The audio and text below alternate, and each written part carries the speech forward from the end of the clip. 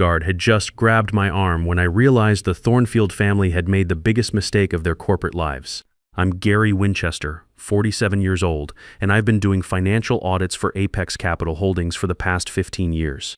Most people think auditors are just glorified accountants who check receipts and make sure the numbers add up. They're not wrong, but they're missing the bigger picture. In my line of work, I decide whether billion-dollar deals live or die. The thing is, I don't look like someone who controls that kind of money. I drive a 10-year-old Honda Civic, buy my suits at Men's Warehouse during their sales, and I've never owned a watch that cost more than $200. My wife, Sarah, always tells me I should dress the part more. But honestly, I like flying under the radar. People make assumptions about the quiet guy with the cheap tie, and sometimes those assumptions work in my favor. The Thornfield Industries charity gala was supposed to be a routine evening. 300 of the city's business elite gathering at their corporate headquarters to announce the $3.2 billion acquisition that would make them the largest manufacturing conglomerate on the East Coast. I was there to sign off on the final compliance review, basically the last signature needed before Apex released the funds. But let me tell you how this whole mess started. I'd been tracking some irregularities in Thornfield's books for about 3 weeks before the gala. Nothing major at first, just some expense categories that didn't quite add up when I ran my standard audit protocols. The company's main financials looked solid, but their charitable foundation showed some interesting patterns. Administrative costs that seemed high. Consulting fees to companies I couldn't verify. The kind of red flags that make an auditor's coffee taste a little more bitter in the morning. My supervisor, Neil Bennett, had asked me to keep a close eye on things during the gala. Just observe, he'd said. See how they operate when they think nobody's watching the books. The invitation said G. Winchester at table 12, right up front with the executives and board members. Nothing fancy about it, just my initials and last name. I showed up in my usual dark navy suit, the same one I wear to every corporate function. Clean, professional, but not flashy enough to draw attention. That's when I met Isabel Thornfield. She was standing near the executive table when I approached, wearing a dress that probably cost more than my monthly mortgage payment. Blonde, maybe early 40s, with the kind of confidence that comes from never having to wonder if your credit card will get declined. Next to her stood a younger woman who looked like a carbon copy. Same blonde hair styled the exact same way, same entitled expression. Had to be her daughter. The executive section was impressive. I'll give them that. Crystal glasses, real silverware, centerpieces that looked like they cost more than most people's car payments. The nameplate in front of my assigned seat read G. Winchester in elegant gold lettering. "Excuse me," Isabel said as I pulled out the chair. Her voice had that particular tone that rich people use when they're about to explain why you don't belong somewhere. "I think you might be in the wrong section." I looked down at the nameplate, then back at her. "This is my seat," I said politely. "G. Winchester." She actually laughed. Not a polite chuckle, but a genuine laugh like I'd just told her a joke. "Honey, this section is for executives and major investors. You're probably looking for the employee tables in the back."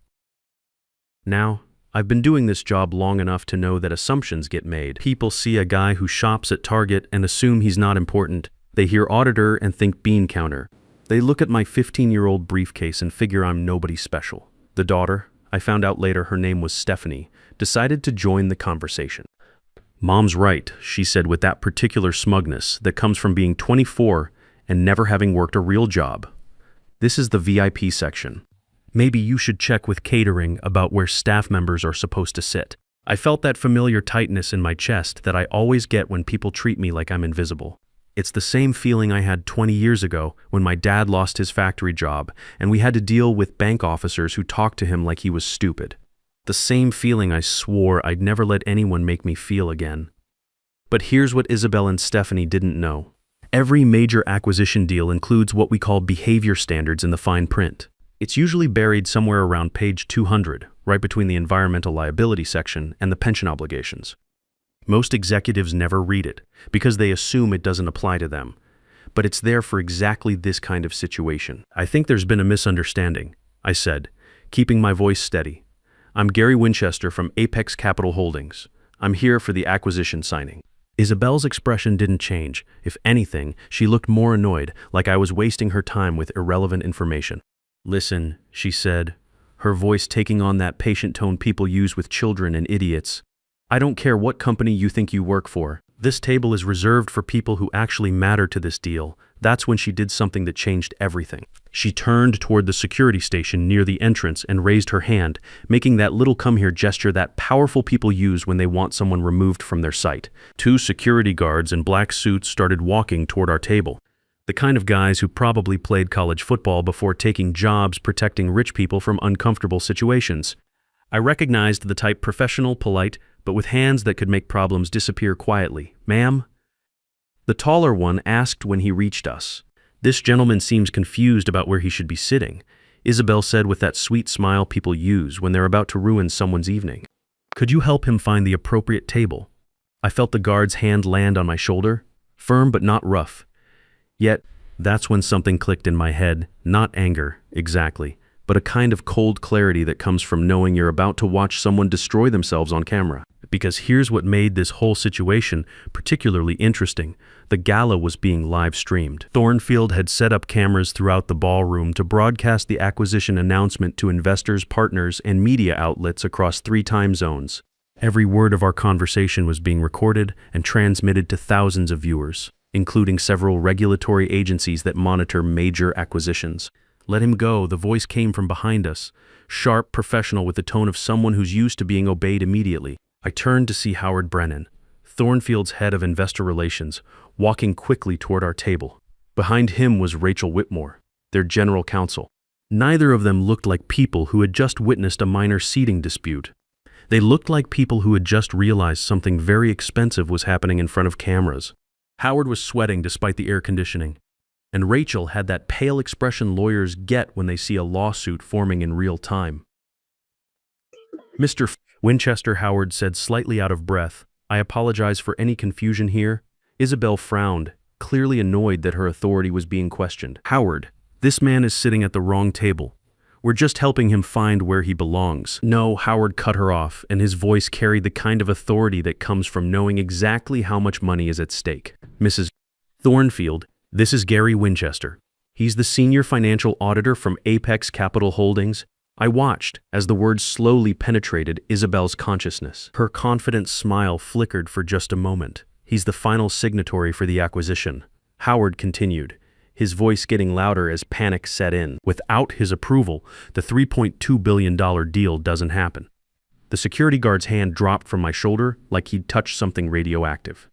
Around us, other executives and board members were starting to pay attention to our little drama. Conversations at nearby tables began to fade as people realized something significant was happening in the VIP section. Stephanie's mouth actually fell open. She looked from me to her mother and back again, trying to process how the nobody she'd just dismissed controlled her family's financial future. I adjusted my tie, a nervous habit I've had since my first audit 15 years ago. Minot looked directly at Isabel. "Like I said, I think there's been a misunderstanding."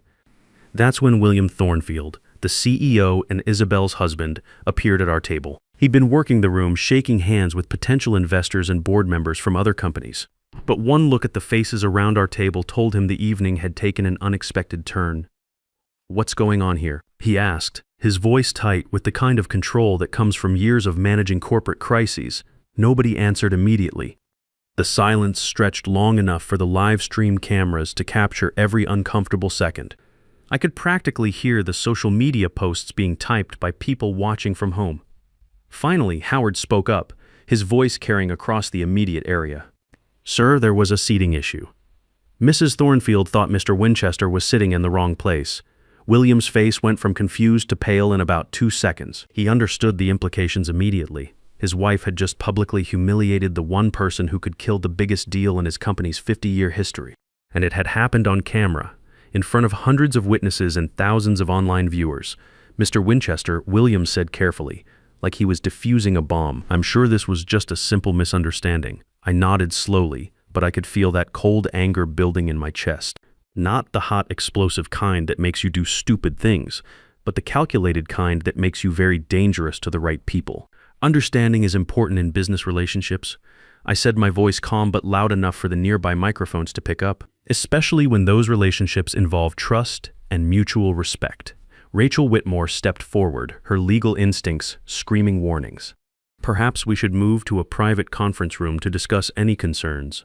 "Actually," I said, Pulling out my phone, I think I need to make a call first. While I was dialing, something caught my eye.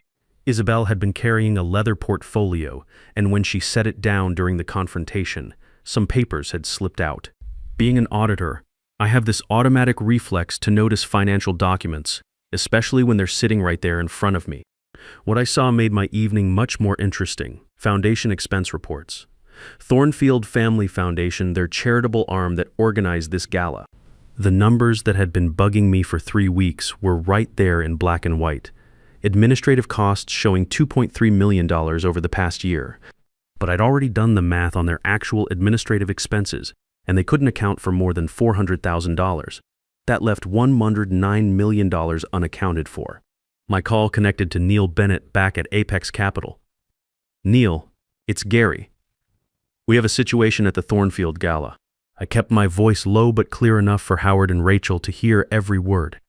They needed to understand exactly how serious this had become. The CEO's wife just had security try to remove me from the executive table. I continued. It happened on live stream in front of about 300 witnesses. We're talking about a clear violation of the respect and conduct standards in Section 14 of the acquisition agreement. I paused, looking directly at William Thornfield. And Neil, I'm looking at some foundation documents that show the accounting irregularities we've been tracking. It's worse than we thought. Neil was quiet for a moment on the other end of the line. I could practically hear him thinking through the implications. When he finally spoke, his voice had that flat, professional tone he uses when billion-dollar deals are about to go sideways. Gary, you know what you have to do. I knew exactly what I had to do, but first, I wanted to make sure everyone at this table understood what they'd just walked into. I hung up the phone and looked around at the faces staring at me. William was sweating now, despite the air conditioning. Isabel had gone very quiet, probably starting to realize that her little power play had consequences she hadn't considered. Stephanie was still trying to process how the employee she dismissed now controlled whether her family kept their fortune. Mr. Thornfield, I said, my voice calm but loud enough for the nearby tables to hear. I'm afraid I have some serious concerns about moving forward with the acquisition. The room seemed to get quieter. Even the background conversation from other tables faded as people started to notice that something important was happening in the VIP section. What kind of concerns? William asked, though his expression suggested he really didn't want to know the answer. I picked up the foundation paperwork that had spilled from Isabel's portfolio. Well, for starters, your family foundation's financial statements show some significant discrepancies. $1.9 million in unaccounted administrative expenses over the past 12 months. Isabel's face went from annoyed to pale in about 3 seconds. Of course, I continued, that's a separate issue from the conduct concerns that arose this evening. Both will need to be investigated thoroughly before Apex can proceed with any financial commitments. Rachel Whitmore was already reaching for her phone. She knew that once regulatory agencies got involved, the acquisition would be dead in the water for months, maybe permanently. Howard tried to salvage the situation. Mr. Winchester, surely we can resolve this privately. Mrs. Thornfield made an honest mistake, and any accounting issues can be cleared up quickly. I looked at him with the kind of patience you develop after 15 years of explaining complex financial concepts to people who don't want to understand them. Mr. Brennan, your boss's wife just had security try to physically remove the person responsible for approving your company's survival. She did it in front of cameras, witnesses, and a live internet audience. That's not an honest mistake. That's a pattern of behavior that raises serious questions about this company's leadership and values. William stepped forward, desperation starting to show around the edges of his professional composure. Mr. Winchester, please. This acquisition benefits thousands of employees, multiple communities. My wife's behavior tonight was inappropriate, but surely we can separate personal conduct from business necessity. Can we? I asked. Because from where I sit, this looks exactly like the kind of corporate culture that leads to the accounting irregularities I've been tracking for 3 weeks. I held up the foundation documents. Someone has been systematically moving money out of your charitable foundation. Money that was supposed to go to local schools, homeless shelters, and community programs. Instead, it looks like it's been funding some very interesting personal expenses. The silence that followed was the kind you hear right before something expensive breaks.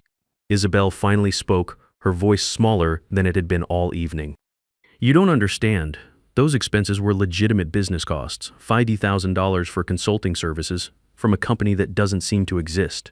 $75,000 in travel expenses for foundation business that includes first-class flights to Hawaii and Paris. A $120,000 administrative fee paid to an LLC registered to your home address. Each number hit the table like a physical blow. William's face was now the color of old newspaper. Mrs. Thornfield, I continued, you've been stealing money from charity. And tonight you had the nerve to treat me like I was beneath your notice, while the evidence of your crimes was sitting right there on the table. By now, our conversation had drawn the attention of pretty much everyone in the VIP section. Phone cameras were definitely recording, and the live stream was capturing every word. This wasn't going to stay private no matter what William wanted. Rachel finally found her voice. Mr. Winchester, these are serious allegations. Perhaps we should involve legal counsel before making any public statements. Oh, we're definitely involving legal counsel, I said, along with the IRS, the State Attorney General's Office, and the Securities and Exchange Commission. See, when you're handling a $3.2 billion acquisition, you have certain reporting obligations, and when you discover evidence of charity fraud during that acquisition process, well, that's not something you can just ignore. I pulled out my phone again and started typing. I'm sending Neil copies of these documents right now. He'll have them forwarded to the appropriate agencies within the hour. William made one last desperate attempt. Gary, can I call you Gary? I understand you're upset. My wife made a terrible error in judgment tonight, but destroying this deal won't just hurt our family. It'll hurt thousands of innocent employees, pension funds, retirement accounts. I looked at him for a long moment, thinking about my dad and his friends who lost everything when their company collapsed because the executives were too busy stealing to run the business properly.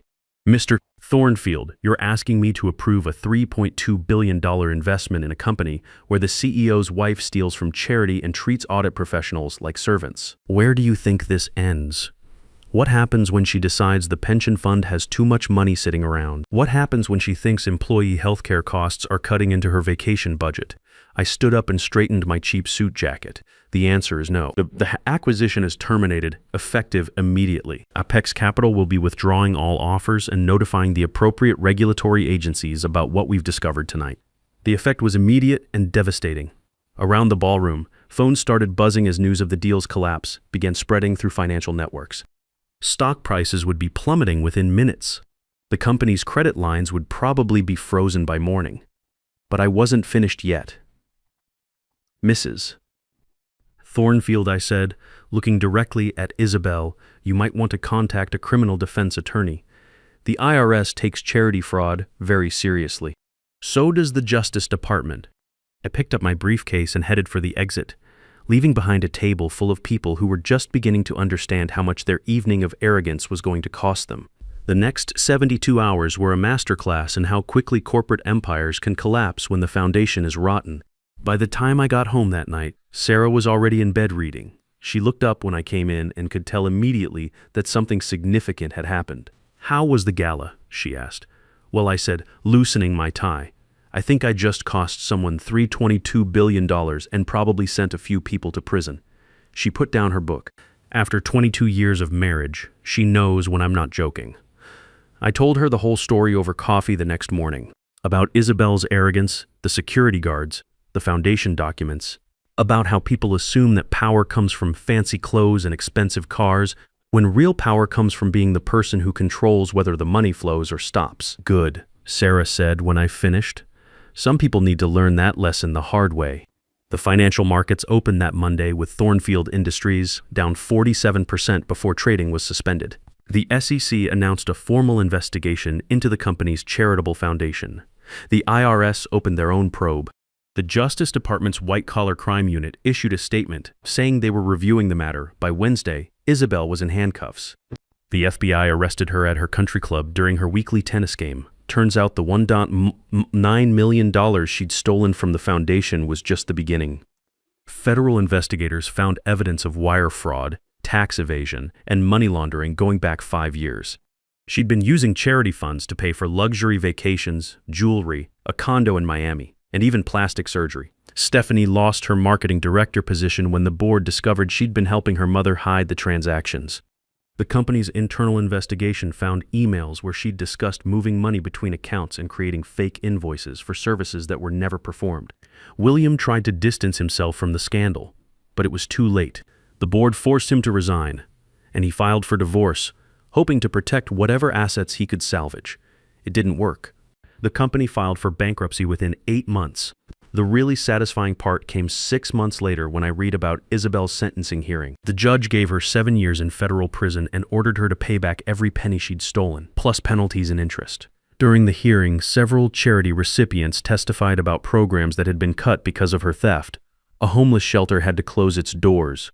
A scholarship fund for disadvantaged kids was eliminated. Mrs. Thornfield, the judge said, "You didn't just steal money. You stole hope from people who had very little to begin with." Stephanie got 3 years and a felony record that ended any hopes of a career in corporate America. The local newspapers had a field day with the story, from Gala to handcuffs. How one night of arrogance destroyed a fortune ran on the front page of the business section. The article included screenshots from the live stream showing the exact moment when Isabel called security on me. But here's what I found most interesting. Within 2 weeks of the scandal breaking, I started getting calls from other companies, not complaints, but job offers. Apparently, word had spread through the financial community about the auditor who'd taken down a corrupt family empire in one evening. Firms wanted someone with the backbone to say no when powerful people tried to push them around. I turned down most of the offers. I like my job at Apex Capital. I like working with Neil, who backed me up completely throughout the whole investigation. And honestly, I like the fact that people still underestimate the quiet guy with the cheap suits. 3 months after Isabel's arrest, I got an unexpected call from Howard Brennan. He'd managed to find work at a smaller firm, though his career never really recovered from the Thornfield scandal. "Gary," he said, "I wanted to apologize for what happened at the gala. I should have intervened sooner." "Howard," I told him, "you tried to fix it when you realized what was happening. That counts for something." Still, he said, "I learned something that night about assumptions, about respect, about how treating people decently isn't just good manners, it's good business." The Thornfield Industries headquarters building sits empty now, with a for sale sign that's been there for over a year. Sometimes I drive by it on my way to audit other companies, other deals. It serves as a useful reminder that no empire is too big to fall when the people running it forget basic human decency. As for me, I still drive the same Honda Civic. I still buy my suits at Men's Warehouse. I still carry that beat-up briefcase that's seen more corporate boardrooms than most executives ever will. The difference is that now, when I walk into those boardrooms, word has usually traveled ahead of me. People know the story of the auditor who destroyed a $3.2 billion deal because a CEO's wife couldn't be bothered to treat him with basic respect. They know that assumptions can be expensive. They know that power doesn't always announce itself loudly, and they know that the quiet guy checking the books might be the most dangerous person in the room. Sarah was right about one thing. Some people do need to learn lessons the hard way, but the smart ones learn from watching what happens to the people who don't. The executive table at that charity gala was just furniture, but the way the Thornfield family treated the person sitting there cost them everything they'd built over 50 years. Now, I want to hear from you guys. At what exact moment do you think this deal was really dead? Was it when Isabel called security? When I found those foundation documents? Or was it over the moment she decided I wasn't worth her respect? Drop your thoughts in the comments below. And if this story resonated with you, if you've ever been underestimated or dismissed by people who thought they were better than you, hit that like button. Your support tells me these stories matter and that the hours spent investigating corporate corruption and standing up to powerful bullies are worth it. Thanks for listening.